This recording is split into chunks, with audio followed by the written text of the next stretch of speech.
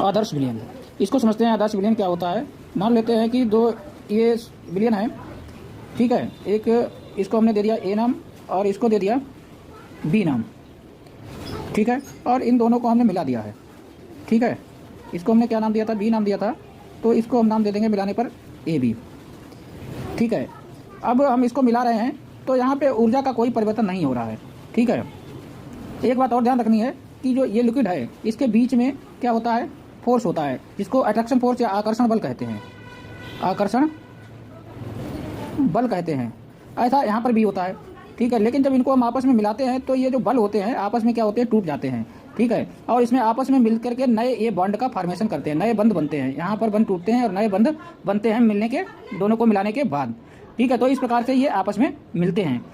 अब यहाँ पर ये बंध टूटे, ठीक है, और यहाँ पर ये नए बंध बने, तो जितनी ऊर्जा यहाँ पर टूटने पर खर्च हुई उतनी ही ऊर्जा यहाँ बनने पर इनमें अवशोषित हुई। तो अगर ऊर्जा दोनों की बराबर है तो हम कहेंगे कि डेल्टा एच मिक्सिंग क्या है, बराबर 0 है, ठीक है। जितनी ऊर्जा मान लेते हैं 250 जूल ऊर्जा यहाँ पे टूटने में खर्च हुई और यहाँ पर 250 जूल हुई ऊर्जा इनके बनने में लगी है, तो यहाँ पे ऊर्जा जो है में कोई परिवर्तन नहीं देखने को मिला है। और हम लिखेंगे कि delta H mixing is equal to 0 है। तो आदर्श विलयन होने के लिए सबसे पहले यही पहला पॉइंट होना चाहिए कि डेल्टा एच मिक्सिंग कैसी होनी चाहिए, 0 होनी चाहिए। तो इसका पहला पॉइंट यही है। और इसको हम थ्योरी में भी लिख लेते हैं। यदि दो सॉल्यूशन ए और बी को मिलाते हैं, यदि दो विलयन ए व बी को मिलाते हैं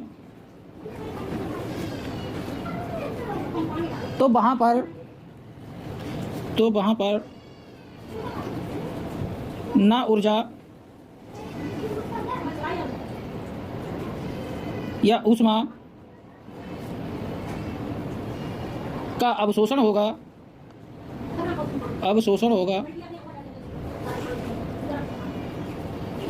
और ना ऊष्मा का उत्सर्जन, अर्थात ऊष्मा में कोई परिवर्तन नहीं होगा। इसीलिए डेल्टा एच मिक्सिंग क्या होगी, बराबर लिख सकते हैं हम 0 होगी। कोई ऊर्जा में परिवर्तन नहीं हो रहा है, ठीक है।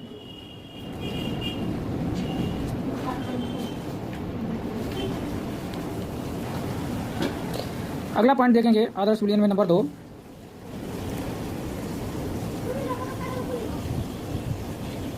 यदि दो विलयन हैं ए और बी, दो विलयन हैं और इनको क्या करते हैं, हम आपस में मिलाते हैं। ये ए है और ये बी है, ये भी बनता है। और इसको हमने 10 ml लिया है और इसको भी कितना लिया है, 10 ml। तो ये कितना है बनता है, यहाँ पे 20 ml मिलता है, ठीक है। दो हमने विलयन लिए हैं, ये 10 ml है, ये 10 ml है, यहाँ कितना है, 20 ml है। कोई भी यहाँ पे परिवर्तन नहीं प्राप्त हुआ है। हमें 10 और 10 20 ही प्राप्त होना चाहिए था और प्राप्त हो रहा है, कोई अंतर नहीं आ रहा है। तो हम यहाँ पे ये लिख सकते हैं डेल्टा बी मिक्सिंग जो होगी, delta B mixing is equal to 0 यहाँ पर है। अगर ऐसा है तो ऐसा विलयन जो क्या होगा, वो कैसा होगा, आदर्श विलयन कहलाएगा। तो हम यहाँ पे पॉइंट नोट लिखते हैं, यदि विलयन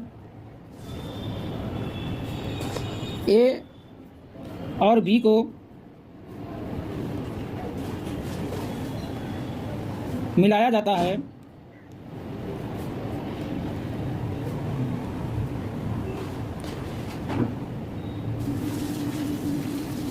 तो मिलाने पर विलयन के आयतन में कोई परिवर्तन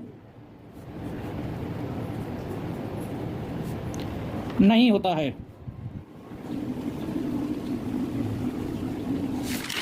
तो विलयन के परिवर्तन में आयतन में कोई परिवर्तन नहीं होता है। तो इस प्रकार का विलयन जो होगा वो कैसा होगा, आदर्श विलयन होता है, ठीक है। तो आदर्श विलयन के निम्न लक्षण होने चाहिए। इस प्रकार ऊपर पहली लाइन यही हमें शुरुआत करके डाल देनी चाहिए कि इसके निम्न लक्षण होने चाहिए। तो वही लक्षण हम लिख रहे हैं, delta B mixing is equal to क्या हो जाएगा, 0 होना चाहिए। एक और पॉइंट ये है, वो क्या है, नंबर 3, यहाँ पे जो बिलियन ए है और यहाँ पर ये जो बिलियन बी है, ठीक है, जैसे हमने बिलियन ए लिया है और बिलियन बी लिया है, ठीक है, ये वाला बिलियन क्या है, ए है और ये वाला बी है। इसके बीच में आकर्षण बल जो है और इसके बीच में जो आकर्षण बल है वो तो समान है ही, साथ ही इन दोनों को मिलाने पर जो बिलियन बनता है उनके बीच में भी आकर्षण बल कैसा होना चाहिए, समान होना चाहिए। तो अगर ऐसा है तो ऐसा बिलियन क्या होगा, आदर्श बिलियन होगा। तो हम यहाँ पे नोट करते हैं पॉइंट, बिलियन ए के अणुओं के बीच, बिलियन ए के अणुओं के बीच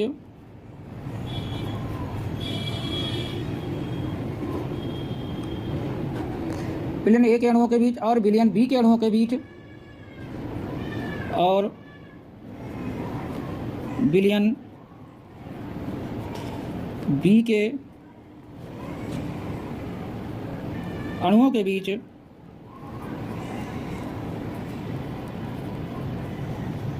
आकर्षण बल तथा दोनों के मिलाने पर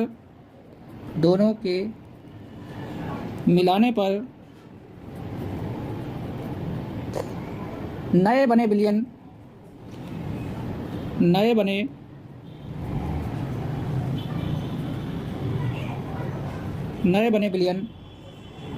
ए बी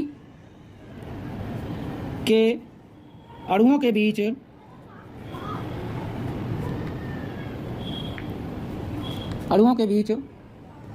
आकर्षण बल समान होना चाहिए, आकर्षण बल समान होना चाहिए। अगर ऐसा है तो वो बिलियन क्या होगा, आदर्श बिलियन होगा। नंबर 4, ऐसे बिलियन जो राउल्ट के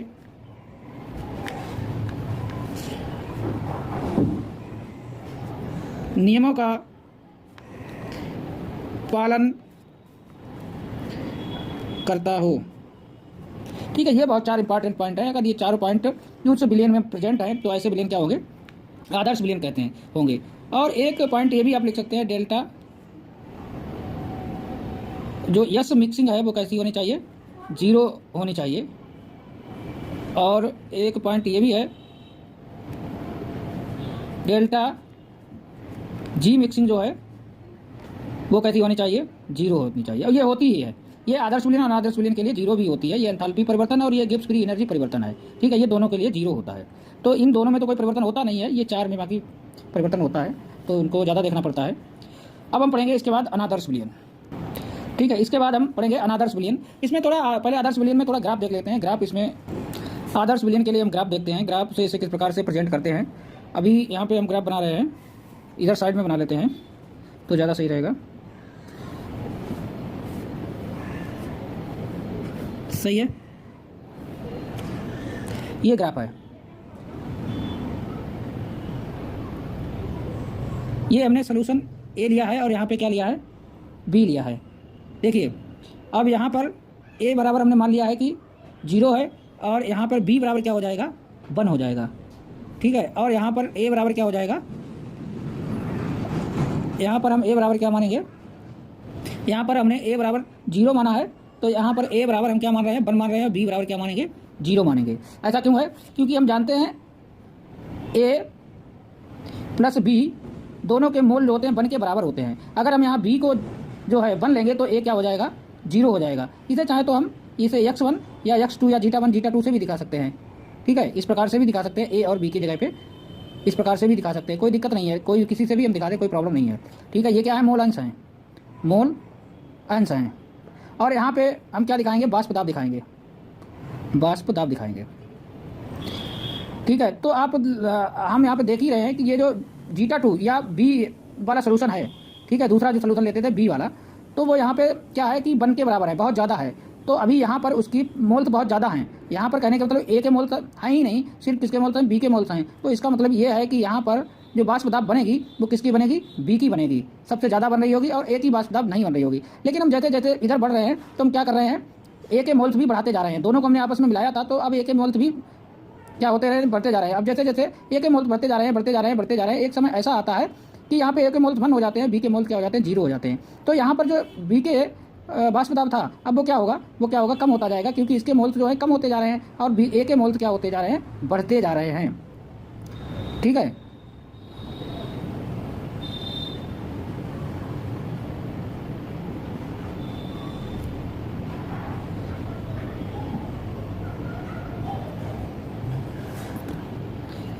ठीक है। तो यहाँ पे ए का प्रेशर क्या होता जा रहा है, बी का वाष्प दाब कम होता जा रहा है, क्योंकि मोल्स कम होते जा रहे हैं। अब यहाँ पर ए बराबर 1 है, तो यहाँ पर ए का प्रेशर जो होगा बहुत ज़्यादा होगा, लेकिन यहाँ पर ए इधर आएंगे तो ए के मोल्स जो है कम है, तो इधर इसके वाष्प दाब कम होती जा रही है। तो इसका इस तरीके से क्या होगा, ये ग्राफ हमें मिलेगा। ठीक है, अभी हमने देखा था, क्या देखा था, हमने राउल्ट लॉ में देखा था, क्या देखा था, जो यक्ष हैं के मोल हैं, ठीक है, उसके ऊपर क्या करता था, पीए का प्रेशर निर्भर करता था। बस तभी ज़्यादा बनेगी, प्रेशर तभी ज़्यादा होगा जब इसके मोल ज़्यादा होंगे। और हम क्या करते थे, इसको यहाँ से साइन को हटाते थे, तो बराबर का जब चिन्ह लगाते थे, तो पी नॉट ए और पी ए,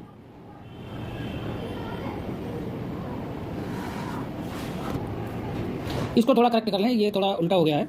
इसको इस प्रकार से, जैसे ये जो वाष्प दाब था या प्रेशर था, जो पी ए यानी कि प्रेशर था, वो किस पर डिपेंड करता था, इसके मोल्स पर डिपेंड करता था, ए के मोल्स पर जो विलयन था उस पर डिपेंड करता था। और जब हम यहाँ पर इस चिन्ह को हटाते थे, तो पी नॉट ए यक्स ए या जीटा ए, ये क्या आते था, आ जाता था। ठीक है, इसी प्रकार से हम पी बी बराबर हमने लिखा था पी नॉट बी और जीटा बी।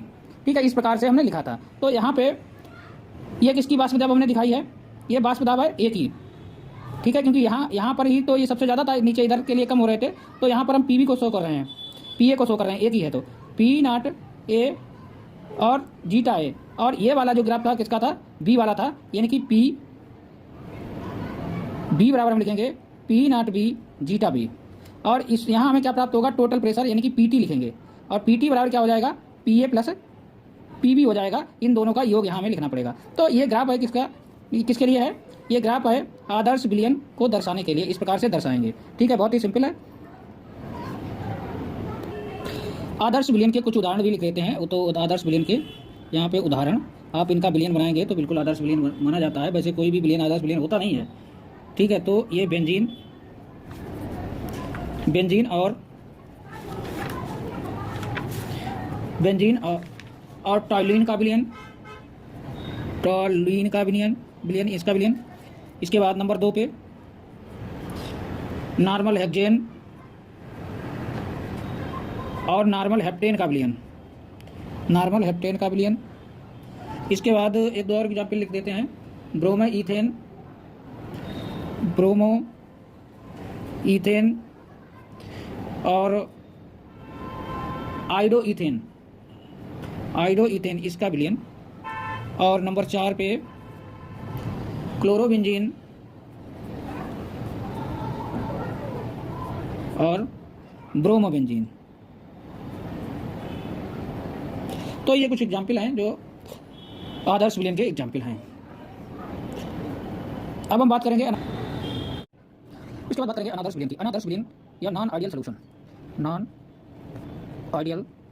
सॉल्यूशन क्या होते हैं, ऐसे विलयन जो आदर्श विलयन के लक्षणों का पालन नहीं करते हैं अनादर्श विलयन कहलाते हैं। कहने का मतलब हमने भी आदर्श विलयन के लक्षण पढ़े थे 4, डेल्टा एच मिक्सिंग बराबर 0, delta H B mixing delta B mixing बराबर 0, और आउट विलयन का पालन करते हैं और आकर्षण बल समान होना चाहिए। तो ये 4 उसमें मुख्य जो नियम थे, वो चारों का इनका पालन नहीं करते हैं, तो वो क्या कहलाते हैं, आदर्श विलयन कहलाते हैं। इस प्रकार के विलयन विचलन प्रदर्शित करते हैं। विचलन 2 प्रकार के होते हैं, धनात्मक विचलन और ऋणात्मक विचलन। धनात्मक विचलन कौन समझ लेते हैं। धनात्मक विचलन क्या होता है, धनात्मक विचलन में जब delta H mixing equal to 0 हो जाए, पॉजिटिव हो जाए, तो वो धनात्मक विचलन होता है। जैसे विलयन ए है और विलयन बी है, इन दोनों को मिलाते हैं तो विलयन क्या बनता है, ए बी मिलता है। अभी इसको हम मिला रहे हैं तो यहाँ पे बंद टूट रहे हैं, तो ऊर्जा रिलीज हो रही है, कितनी हुई है, यहाँ पर 200 जूल हुई है। अब यहाँ पर ये नया विलयन बन रहा है, यानी कि यहाँ पे बंद का फॉर्मेशन होता है, तो यहाँ पे 250 जूल इन्होंने ऊर्जा अवशोषित की है, तो यहाँ पे 200 ऊर्जा जूल निकली थी और 250 इन्होंने अब्जॉर्ब किया है, तो यहाँ पर 50 जो है ज़्यादा यहाँ पे पास गई है पहले से, जूल 50 जूल पहले से यहाँ पे 200 जूल थी दोनों पास, अब यहाँ पे 250 जूल हो गई है, तो यहाँ पे ये क्या हो गया, डेल्टा एच मिक्सिंग क्या हो गया, पॉजिटिव हो गया है।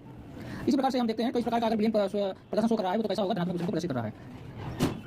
अब हम बात करेंगे नंबर दूसरे पॉइंट की। दूसरा पॉइंट को समझते हैं, यदि हम दो बिलियन को मिलाते हैं ए और बी को, ठीक है, तो उनका आयतन यहाँ पे 10 ml है, उसका भी 10 ml है, दोनों का 10 ml लिया है हमने।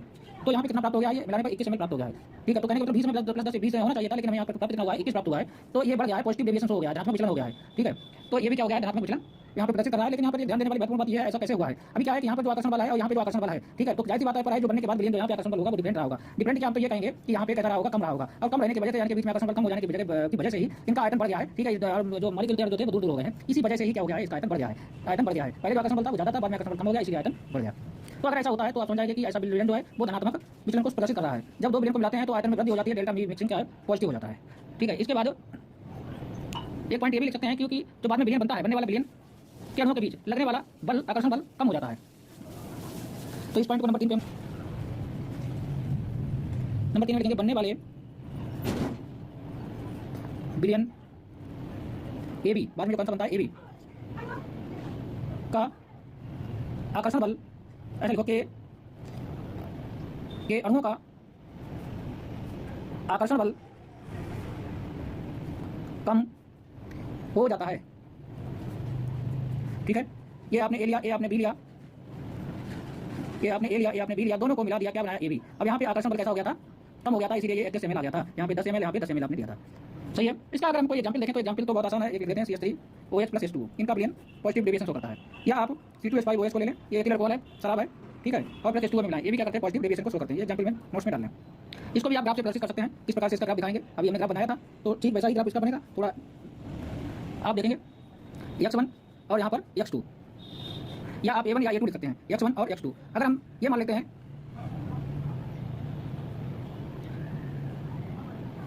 अगर हम यहाँ पे क्या मानेंगे, देखिए हमने जो राउल्ट लॉ में दिखाया था ग्राफ, तो इस प्रकार से हमने लिया था। यहाँ पे मोल अंश आएंगे और यहाँ पे क्या रहेगा, वाष्प दाब रहेगा इधर के लिए, और यहाँ पे x1 = 1 रखेंगे, x2 = 0 रखेंगे। हम लोग जानते हैं x1 प्लस x2 कितना होता है, 1 होता है, या जीटा 1 प्लस जीटा 2 कितना होता है, 1 होता है, या a प्लस b बराबर 1 होता है। कहने का मतलब अगर यहाँ पे x1 0 है तो x2 कितना होगा, 1 है, क्योंकि इनका दोनों का टोटल 1 ही होता है, तो ये 0 है। तो इसके सारे मोल ले लिए हैं, तो यहाँ पे 0 हो जाएगा। अब हम इधर चले गए हैं, जाते जा रहे हैं, तो हम क्या कर रहे हैं, x2 के मोल बढ़ाते जा रहे हैं, x1 के मोल बढ़ाते जा रहे हैं, इसलिए x2 के मोल कम होते जा रहे हैं। समय ऐसा है जब x2 के मोल जो है 0 हो गए हैं और x1 के मोल क्या हो गए हैं, ज्यादा हो गए हैं। अब हम देखेंगे कि यहाँ पर किसका वाष्प दाब दिखाई देगा, क्योंकि यहाँ पे x2 के ही तो मोल है, सब x1 के 0 है, तो यहाँ पे सिर्फ x2 का ही वाष्प दाब होगा। और इधर के लिए जाएंगे तो x2 के मोल कम हो रहे हैं, तो वाष्प दाब भी कम होता जाएगा। और यहाँ पे x1 के मोल है, तो यहाँ पे x1 का ही वाष्प दाब होगा, और इधर जाने पे x1 के मोल बहुत कम है, कम होते जा रहे हैं, तो वाष्प दाब भी कम होता जाएगा।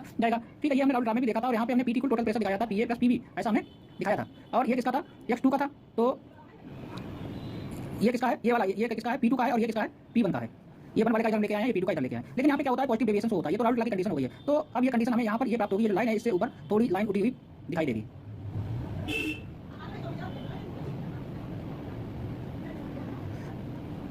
और ये वाली जो लाइन है, इससे ऊपर हमें लाइन प्राप्त होगी यहाँ से, क्योंकि पॉजिटिव डेविएशन हुआ है, तो पॉजिटिव में थोड़ा ऊपर हमें लाइन प्राप्त होगी।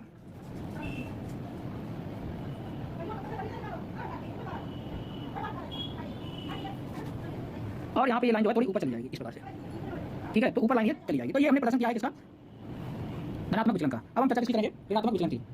धनात्मक विचलन के ये हमने 2 एग्जाम्पल लिए हैं, चाहे तो और एग्जाम्पल भी यहाँ पे हम लिख दें, कोई दिक्कत होगी नहीं। बेंजीन और एसीटोन के साथ भी आप लिख सकते हैं, benzene plus acetone, ethyl alcohol water का आपने कर ही दिया है, ठीक है। तो कार्बन टेट्राक्लोराइड और एसीटोन का और भी लिख सकते हो। चलिए इतने पर्याप्त हैं, इतने ही रखें लीटर के हिसाब से। अब हम बात करेंगे, अब हम चर्चा करेंगे ऋणात्मक विचलन की, ठीक है। तो ऋणात्मक विचलन, ऋणात्मक विचलन इसमें क्या होगा, इसमें पहला पॉइंट हमने उसमें पढ़ा था, delta H mixing equal to क्या होता था, पॉजिटिव होता था, यहाँ पे क्या होगा, नेगेटिव होगा। तो इसका मतलब क्या होगा, जब 2 विलियन को आपस में मिलाएंगे, जब 2 विलियन को आपस में मिलाएंगे, और ये ए है और ये बी है, इसको मिलाएंगे तो हमें क्या प्राप्त होगा, ए विलियन प्राप्त होगा। और यहाँ पर उसमें क्या होगी, ज़्यादा उत्पन्न नहीं होगी, उसमें क्या होगी, कम उत्पन्न होगी। कहने का मतलब यहाँ पर जो ऊर्जा हमने 100 जूल लगा है, यहाँ किसकी ऊर्जा 100 जूल है, ठीक है। इनको दोनों को आपस में मिलाया तो बांड टूटे, तो ऊर्जा क्या हुई, निकली, ठीक है। और यहाँ पर जो इनके द्वारा विलियन बना, तो यहाँ पे 150 जूल की ऊर्जा इन्होंने ली। तो कहने का मतलब यहाँ पर ऊर्जा कितनी होनी चाहिए थी, दोनों को मिलाकर 200 जूल बननी चाहिए थी, लेकिन यहाँ 150 जूल ही बनने पर प्राप्त हो रही है, तो 50 की हानि हो रही है। इसीलिए ये क्या कर रहे हैं, नेगेटिव डेविएशन शो कर रहे हैं, ऋणात्मक विचलन शो कर रहा है। अगर ऐसा हो रहा है तो इस प्रकार का विचलन क्या कर रहा है, ऋणात्मक विचलन प्रदर्शित कर रहा है। इसको अपने आप ही लिखेंगे, ठीक, जैसे हमने अभी धनात्मक विचलन में लिखा था, सिर्फ समझ लेते हैं। यहाँ पे नंबर 2 की हम बात करेंगे, जब 2 विलियन को मिलाते हैं तो आयतन में क्या हो जाती है, वृद्धि नहीं होती है। नेगेटिव में क्या होगा, अरे भाई नेगेटिव में क्या होगा, नेगेटिव में आयतन कम हो जाएगा। ए और बी को लिया आपने, ए को लिया और बी को लिया, ठीक है, और इसको मिलाया तो क्या बना, यहाँ पे बना ये आपने, इसको 10 ml लिया, इसको 10 ml लिया, तो ये 19 ml प्राप्त हुआ, तो कम हो गया, ठीक है। तो ये कैसा हो गया, डेल्टा बी मिक्सिंग कैसा हो गया, नेगेटिव हो गया, नेगेटिव हो गया, ठीक है। ऐसा क्यों हो गया, 30 प्राप्त होना चाहिए था, तो 19 क्यों प्राप्त हुआ है, क्योंकि यहाँ पर आकर्षण बल जो था वो यहाँ पर आकर्षण बल ज्यादा हो गया है, इसलिए हमारे पास आ गए हैं और ये नेगेटिव विचलन को प्रदर्शित करने लगा है। तीसरे पॉइंट में ये पॉइंट हम लिख लेंगे, क्योंकि जो ए बी सोल्यूशन है उसके अणुओं के बीच में लगने वाला आकर्षण बल अधिक हो जाता है, इसलिए इस प्रकार के जो विलेन है वो नेगेटिव विलेन को प्रदर्शित करते हैं। अब इसके लिए एग्जाम्पल एक दो लिख लेते हैं, एसीटोन और क्लोरोफॉर्म। इसके एग्जाम्पल विधान कर रहे हैं, एसीटोन एंड क्लोरोफॉर्म इसको मिलाएंगे, chloroform and nitric acid, acetone and aniline H2O and nitric acid, ये इनको मिलाते हैं तो क्या होता है, नेगेटिव डेविएशन होता है, ऋणात्मक विचलन प्रदर्शित होता है। ठीक है, इसके लिए अगर आप ग्राफ को इसका प्रेजेंटेशन देखेंगे तो किस प्रकार से होगा, ठीक वैसे ही होगा जिस प्रकार से अभी हम क्या कर रहे थे, देख रहे थे। एक ग्राफ बना लेते हैं, पहले राउट लाते नियम का जो पालन कर रहा हो, और इसमें लाइन जो है x1 इधर हम 0 रखते थे, x2 इधर क्या करते थे, x2 इक्वल टू 1 रखते थे, यहाँ x1 1 रखेंगे और x2 यहाँ पे क्या रखेंगे, 0 रखेंगे, ये क्या है, मोल अंश है। ठीक है, और इधर वाष्प दाब हम दिखा देते थे, वाष्प दाब दिखा देते थे। तो यहाँ पर इसके ये x2 के मोल है तो ये इसका ग्राफ आता था, और यहाँ पर ये x1 के मोल है तो ये 1 का ग्राफ आता था।